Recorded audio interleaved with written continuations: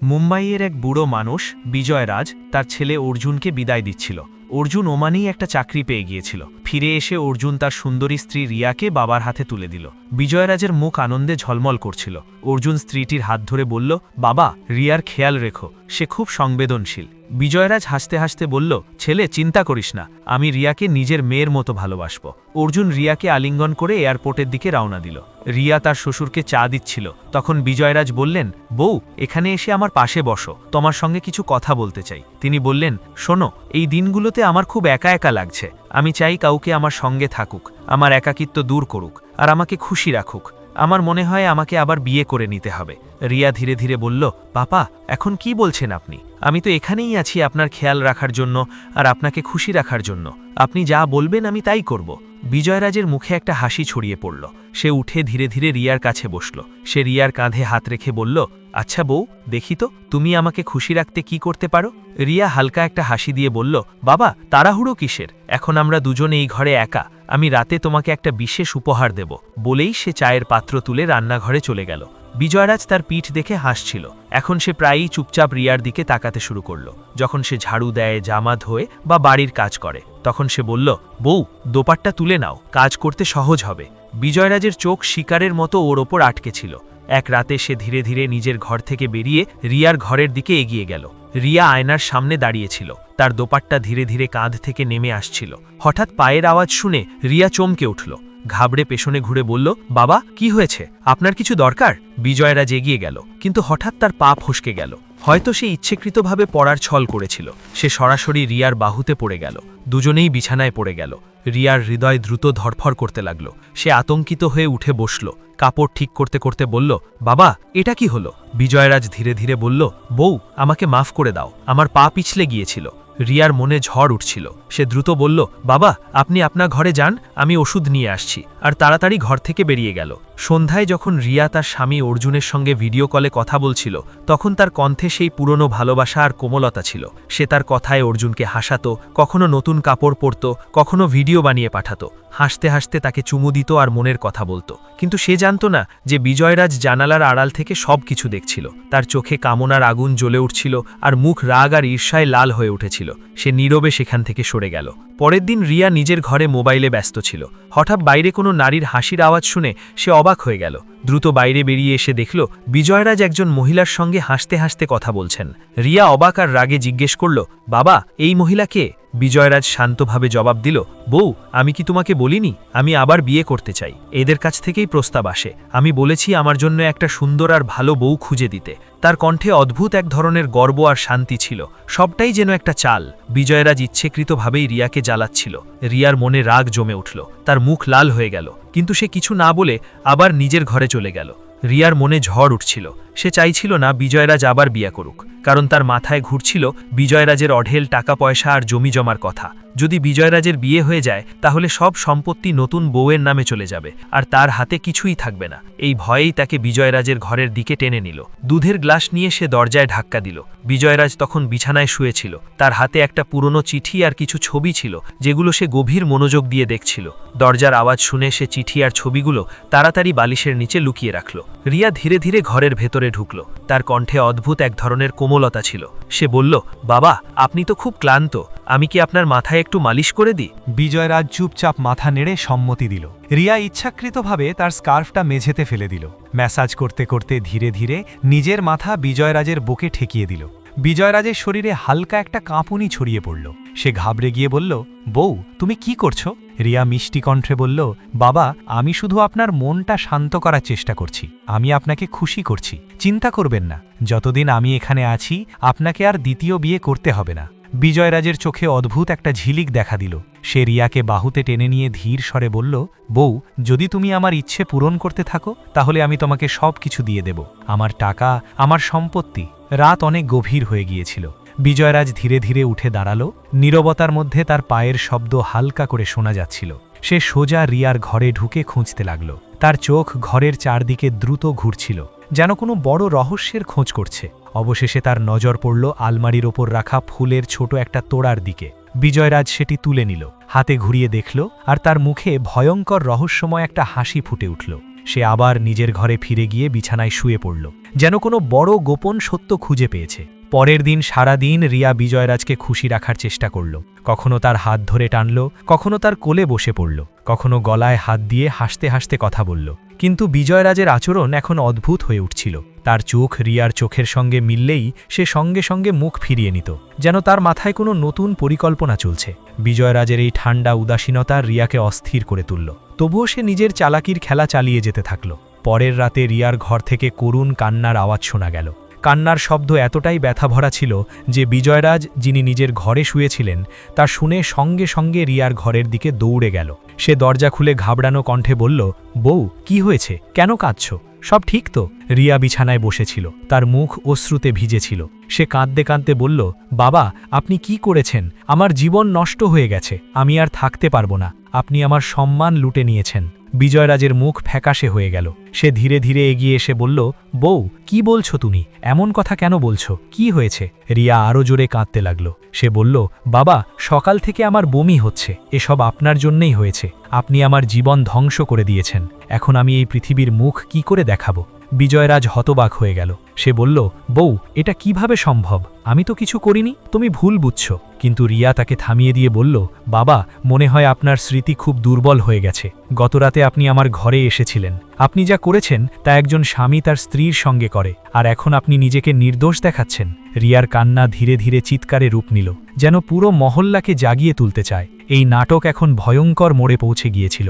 বিজয়রাজ ভয় পেয়ে গেল। সে হঠাৎ উঠে দাঁড়ালো, দরজার দিকে তাকালো, তারপর রিয়ার দিকে ফিরে এসে ধীরে বলল, ঠিক আছে বউ, ঠিক আছে, তুমি ঠিক বলছো। সে আরও বলল, তুমি চিন্তা করো না, আমি সব সামলে নেব। তুমি যা বলবে তাই হবে। তার কণ্ঠে অদ্ভুত এক স্বীকারোক্তির সুর ছিল। সে এগিয়ে এসে রিয়ার কাঁধে হাত রেখে বলল, কিন্তু এই কথা কাউকে জানাবে না, নইলে আমরা দুজনেই ধ্বংস হয়ে যাব।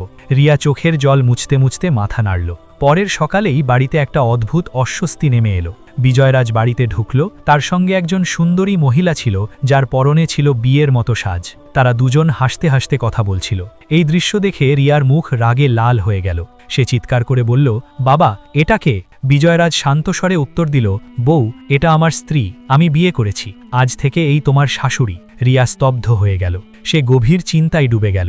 আমি তো তাকে খুশি রাখতে সব কিছু দিতে রাজি ছিলাম, তবু সে বিয়ে করল কেন? তার চোখ রাগে জ্বলে উঠল। সে মিষ্টি কিন্তু কড়া স্বরে বলল, বাবা, আমার ঘরে আসুন, আপনার সঙ্গে কথা বলতে হবে। বলেই সে দ্রুত নিজের ঘরে চলে গেল। বিজয়রাজ ঘরে ঢুকতেই রিয়া ক্রোধে ফেটে পড়ল। সে বলল, বাবা, আপনি আমাকে ঠকিয়েছেন, এখন আমি আপনাকে সত্যি বলবো। বিজয়রাজ নরম স্বরে বলল, বউ, এত রেগে যাচ্ছ কেন? আমি বিয়ে করেছি কারণ এই মহিলা তোমার খেয়াল রাখবে। এখন তোমাকে বাড়ির কোনো কাজ করতে হবে না, সব কাজ সেই করবে। তুমি আর আমি শুধু একে অপরকে ভালোবাসবো। এই কথা শুনে রিয়ার রাগ ধীরে ধীরে ঠান্ডা হয়ে গেল। তার মুখে শান্তি আর আনন্দের একটা হাসি ফুটে উঠল। কিন্তু রিয়া জানত না যে তার জীবনে খুব বড় একটা ঝড় আসতে চলেছে, যা তাকে ধ্বংসের পথে নিয়ে যাবে। বিজয়রাজের নতুন বউ আসলে বাড়ির সেবিকা ছাড়া কিছুই ছিল না। সে রিয়ার পা চাপত, মাথা ম্যাসাজ করত, আর বাড়ির সব কাজ চুপচাপ করত। রিয়ার মনে হচ্ছিল যেন সে বিজয়রাজের সমস্ত সম্পদ তার মুঠোয় বন্দি করে নিয়েছে। কিন্তু বিজয়রাজের মুখে একটা অদ্ভুত নীরবতা বিরাজ করত। তার চোখে লুকানো রাগ আর রহস্য ছিল, যেন সে কোনো বড় গোপন কথা লুকিয়ে রেখেছে। এখন বিজয়রাজ রিয়ার থেকে দূরে থাকতে শুরু করল। তার চোখের ঠান্ডা ভাব আর আচরণের উদাসীনতা রিয়াকে আঘাত করতে লাগল। রিয়া ভাবতে লাগল, তার সব চেষ্টা বুঝি বৃথা হয়ে গেছে। বিজয়রাজের অগণিত সম্পদ আর ক্ষমতা তার হাত থেকে ফসকে যাচ্ছে। একদিন যখন বিজয়রাজ তার নতুন বউয়ের সঙ্গে অনেক সময় কাটাচ্ছিল, তখন রিয়া তাদের একান্তে আটকে দিল। বিষ ভরা কণ্ঠে সে বলল, বাবা, এটা কি হচ্ছে? আপনি আমার থেকে দূরে কেন থাকছেন? আপনি আপনার বউকে এত সময় দিচ্ছেন? আপনি কি সেই প্রতিশ্রুতি ভুলে গেছেন যা আপনি আমার কাছে দিয়েছিলেন? বিজয়রাজ এক মুহূর্তের জন্য তার দিকে তাকালো, তারপর ঠান্ডা কণ্ঠে বলল, রিয়া, আমার কিছুই মনে পড়ছে না। তুমি যা ইচ্ছে করো করো, আমি আর তোমার কোনো কথা শুনব না। বিজয়রাজের এই কথায় রিয়ার মুখ রাগে লাল হয়ে গেল। সে দৌড়ে নিজের ঘরের দিকে চলে গেল, দরজা জোরে বন্ধ করল এবং কাঁপতে কাঁপতে অর্জুনকে ফোন করল। তার কণ্ঠ কান্না আর রাগে ভরা ছিল। রিয়া বলল, অর্জুন, তুমি যেখানে আছো এক্ষুনি ফিরে এসো। আমার জীবন ধ্বংস হয়ে গেছে, আমার সম্মান লুটে নেওয়া হয়েছে। তোমার বাবা আমার সঙ্গে যা করেছেন তা করা উচিত ছিল না। এই কথা শুনে অর্জুনের মনে যেন বজ্রপাত হলো। তার শ্বাস দ্রুত হয়ে গেল। কাঁপতে কাঁপতে সে বলল, মিথ্যে বলছো না তো? রিয়া গভীর শ্বাস নিয়ে ঠান্ডা গলায় বলল, অর্জুন, আমি তোমাকে প্রমাণ পাঠাচ্ছি, নিজেই দেখো। সে মোবাইল তুলে সেই ভিডিও চালু করল যেখানে সে বিজয়রাজের সঙ্গে ঘরে ছিল, তার মাথা তার বুকে ছিল। সেই ভিডিও সে লুকিয়ে ক্যামেরা চালু করে রেকর্ড করেছিল। এই ভিডিও অর্জুনের পুরো জীবন ভেঙে দেওয়ার জন্য যথেষ্ট ছিল। রিয়া ভিডিও পাঠিয়ে দিল। অর্জুন ভিডিও দেখল, তার হৃদয় ভেঙে গেল, শ্বাস আটকে গেল, চোখের সামনে অন্ধকার নেমে এলো। কাঁপতে হাতে সে আবার রিয়াকে ফোন করল। সে বলল, রিয়া, চিন্তা করো না, যত দ্রুত সম্ভব আমি আসছি, একটু অপেক্ষা করো। অর্জুনের এই কথা শুনে রিয়ার চোখে নতুন করে আশার আলো জ্বলে উঠল। পরের সকালটা বাড়িতে যেন বিস্ফোরণের আগের নীরবতার মতো ছিল। শুধু একটা ছোট্ট চিংড়ির অপেক্ষা ছিল, যা সবকিছু উড়িয়ে দেবে। বিজয়রাজ, তার নতুন স্ত্রী মীরা আর রিয়া সকালের নাশতায় বসেছিল। ঘরটা গভীর নীরবতায় ডুবেছিল। বিজয়রাজের মুখে চিন্তার রেখা স্পষ্ট ছিল। হঠাৎ দরজার ঘণ্টা বেজে উঠল। সেই শব্দে রিয়ার বুক ধক করে উঠল, তার শ্বাস যেন থেমে গেল। বিজয়রাজের চোখে অদ্ভুত এক ঝিলিক ফুটে উঠল, যেন সে এই মুহূর্তটারই অপেক্ষা করছিল। ঘণ্টা আবার বেজে উঠল। বিজয়রাজ উঠে দরজা খুলল। দরজার সামনে অর্জুন দাঁড়িয়েছিল, তার চোখে রাগের আগুন আর ব্যথার চিঙ্গি জ্বলছিল। রিয়া দৌড়ে গিয়ে অর্জুনের গলায় ঝাঁপিয়ে পড়ল। সে জোরে জোরে কাঁদতে লাগল। বিজয়রাজ গলা নামিয়ে বলল, ছেলে, তুমি এখানে কেন? সব ঠিক তো? তুমি হঠাৎ ফিরে এলে কেন? কিন্তু কথাটা শেষ করার আগেই অর্জুন ফেটে পড়ল। সে বাবার গলা ধরে ফেলল, তার কণ্ঠ রাগে কেঁপে যাচ্ছিল। সে চেঁচিয়ে উঠল, তুমি বাবা নও, তুমি একটা জানোয়ার, তুমি আমার নির্দোষ বউয়ের সম্মান লুটেছ। অর্জুন জোরে ধাক্কা দিল। বিজয়রাজ মাটিতে পড়ে গেল। কিছুক্ষণ পরে বিজয়রাজ উঠে দাঁড়াল।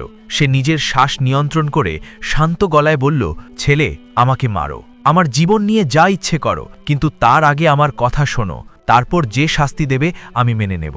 এই বলে বিজয়রাজ পকেট থেকে একটি পুরনো মোহর লাগানো চিঠি বের করল এবং কয়েকটি ছবি অর্জুনের হাতে তুলে দিল। সে বলল, এই চিঠিটা আমার এক পুরনো বন্ধু পাঠিয়েছিল, আর এই ছবিগুলো দেখো। অর্জুন ছবিগুলোর দিকে তাকালো, তার চোখ বিস্ময়ে ভরে উঠল। ছবিগুলোতে রিয়াকে অচেনা জায়গায় রঙিন পোশাকে হাসতে দেখা যাচ্ছিল, যেন সে কোনো ব্যবসার মালিকানার রানী। অর্জুনের মাথা ঘুরে গেল। সে ভাবতে লাগল, ওমানে থাকাকালীন রিয়া তাকে কতবার ফোন করেছিল, কত ভিডিও পাঠিয়েছিল। কিন্তু হঠাৎ তার মনে পড়ল, আসলে তো এক দুবার ফোন ছাড়া কিছুই আসেনি। বিজয়রাজ হালকা হাসল। সে বলল, ঠিক আছে ছেলে, এখন আরেকটা ভয়ঙ্কর সত্য দেখো। এই বলে সে ঘরের ভেতরে চলে গেল। কিছুক্ষণ পর সে হাতে সেই সুন্দর ফুলের টব নিয়ে ফিরে এলো। বিজয়রাজ বলল, এটা শুধু ফুলের টব নয়, এর ভেতরে লুকানো ক্যামেরা আছে, যেটা আমি রিয়ার ঘরে বসিয়েছিলাম। সে মোবাইল বের করে ভিডিও চালু করল। অর্জুনের চোখ স্ক্রিনে আটকে গেল। ভিডিওতে রিয়ার ঘর দেখা যাচ্ছিল। রাতের নীরবতা, জানালা দিয়ে হালকা আলো ঢুকছিল।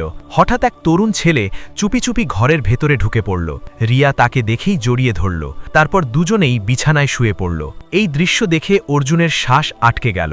ভিডিওতে সেই দৃশ্য বারবার চলছিল। রিয়া আর সেই ছেলেটা একে অপরের মধ্যে ডুবেছিল।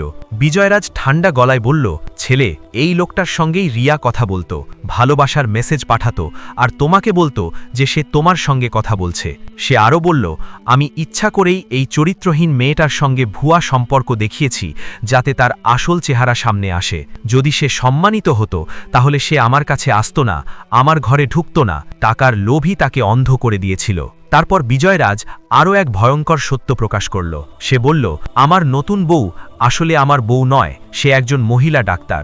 রিয়া যখন আমার বিরুদ্ধে অভিযোগ করেছিল, তখন আমি ইচ্ছা করেই তাকে আমার স্ত্রী সাজিয়ে বাড়িতে এনেছিলাম। সেই ডাক্তার রিয়ার পরীক্ষা করে জানিয়েছে যে রিয়ার গর্ভধারণের দাবি মিথ্যা। এই পুরো নাটকটা ছিল আমাকে ব্ল্যাকমেল করার জন্য, যেন আমার সম্পত্তি জোর করে হাতিয়ে নিতে পারে। অর্জুনের চোখে জল জমে উঠেছিল, কিন্তু তার মুখ রাগে লাল হয়ে উঠেছিল। অর্জুন রাগে কাঁপতে কাঁপতে রিয়ার দিকে ঘুরে গেল। সে আর নিজেকে সামলাতে পারল না। এক ঝটকায় রিয়ার গালে সজোরে থাপ্পড় মারল। থাপ্পড়ের শব্দ ঘরের দেয়ালে প্রতিধ্বনিত হল।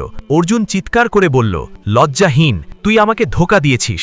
আমি তোকে কত ভালোবাসতাম, তোর খুশির জন্য আমি সব সহ্য করেছিলাম, আর তুই আমার সঙ্গে এমন করলি।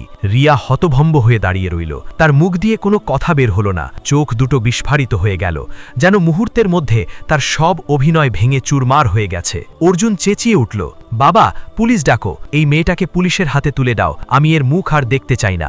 বিজয়রাজ ধীর কণ্ঠে বলল, না ছেলে, পুলিশ ডাকলে বাড়ি আর মহল্লার বদনাম হবে, আমাদের সম্মান নষ্ট হবে। তার চেয়ে ভালো ও নিজের মুখোশ নিয়ে এখান থেকে চলে যাক। ঘরটা এমন নীরবতা নেমে এলো যেন সব শব্দ থেমে গেছে। বিজয়রাজের মুখে ছিল ঠান্ডা দৃঢ়তা, আর রিয়া নিঃসহায়ভাবে দাঁড়িয়েছিল। বিজয়রাজ শেষ কথা বলল, নিজের মতো করে জীবন কাটাও, আজ থেকেই এই বাড়ির সঙ্গে তোমার আর কোনো সম্পর্ক নেই। রিয়া মেঝেতে বসে পড়ল। সে কাঁদতে কাঁদতে অর্জুনের পা ধরে বলল, অর্জুন, আমাকে ছেড়ে যেও না, আমাকে ক্ষমা করে দাও, আমি তোমার স্ত্রী। অর্জুন শক্ত কণ্ঠে 3 বার বলল, আমি তোমাকে তালাক দিচ্ছি, তালাক দিচ্ছি, তালাক দিচ্ছি। তারপর সে রিয়াকে ধাক্কা দিয়ে বাড়ির বাইরে বের করে দিল। দরজাটা সজোরে বন্ধ হয়ে গেল। এরপর অর্জুন ধীরে ধীরে তার বাবা বিজয়রাজের কাছে গিয়ে তাকে জড়িয়ে ধরল। তার চোখে জল ছিল। সে কাঁপা গলায় বলল, বাবা, আমাকে ক্ষমা করে দাও, আমি সত্যিটা বুঝতে পারিনি। বিজয়রাজ ছেলেকে বুকে জড়িয়ে ধরে নীরবে দাঁড়িয়ে রইল। তো বন্ধুরা, এই ছিল আজকের ভিডিওটি ভালো লাগলে লাইক, কমেন্ট, শেয়ার এবং সাবস্ক্রাইব করতে ভুলবেন না।